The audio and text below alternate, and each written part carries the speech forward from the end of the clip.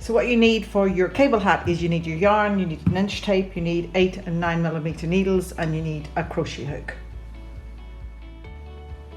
So because we're going to be yarn conscious for this cable hat, I want you to measure out the exact length for your cast on stitches as outlined in the pattern. Now this, just recap, we will loop your yarn clockwise around your little pinky and clockwise around your thumb, and then anti-clockwise around your other little finger on your right hand side.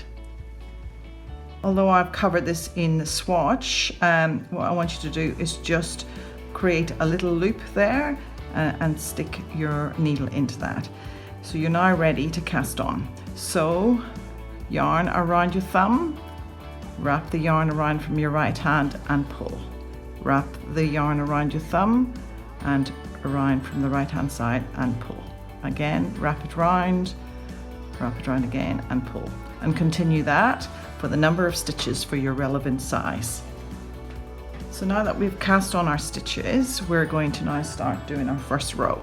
And it's row 1, wrong side, which is WS. And the reason it's called the wrong side is that we want the front of our hat to have this nice smooth ridge, and that is the right side. So this is the wrong side.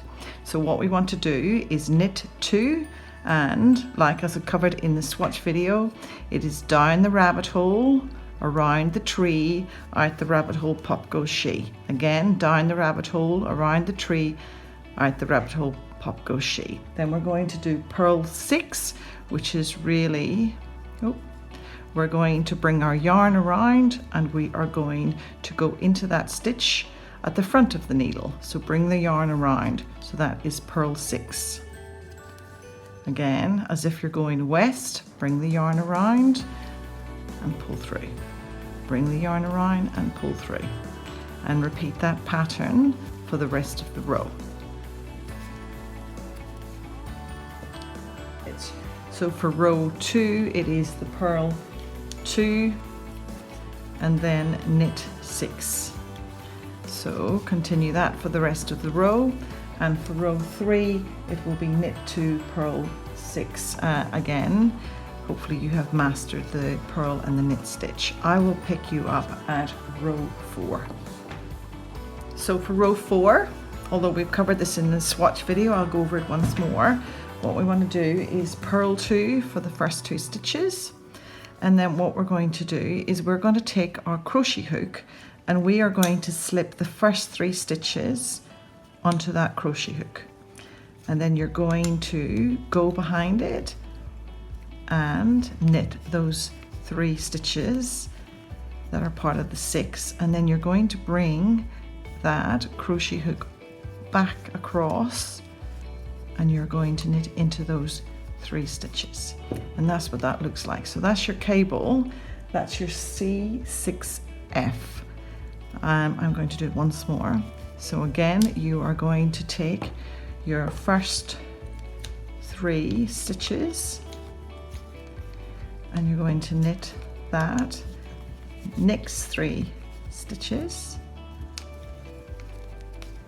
and then you're going to bring those 3 back across. And that's your cable, and that's how difficult this pattern is going to get. So I want you to continue this, these 4 rows now as per your pattern, and I will pick you up at the first row for shaping of the crown. Now don't forget to change your needles now from 8mm to 9mm.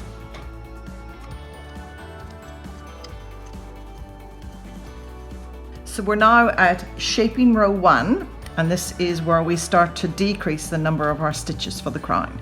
So as per the pattern, it is going to be purl 2 together. So you're going to take your yarn and you're going to stick your needle in to those 2 stitches, wrap around your yarn and pull it through. So that's your first purl 2 together. Then we're going to knit 1, and then we're going to knit 2 together. Now you're going to go from this direction here. So knit 2 together, knit 2 together, knit 1, purl 1. So let's do that again for the cable. So knit 1, knit 2 together, knit 2 together, knit 1. So that's your shaping row 1. So now for shaping row 2, we will start with knitting 2, and then you're just going to purl 4. So this is a relatively easy shaping row. So no decreasing on this row, so that's shaping row 2. So we're now on shaping row 3. And what we're going to do here is we're going to purl first, and then I'm going to introduce you to a new cable stitch. This is C4F. And what this means is that we're going to take the first 2 stitches off onto your crochet hook, then you're going to knit the 2 behind, and then you're going to bring that crochet hook forward, and you're going to knit those 2 off the crochet hook. So let's do that again.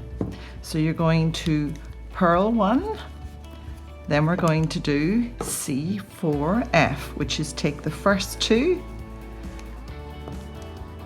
then knit the 2 behind, and then bring those front 2 forward, and continue that for the rest of the row.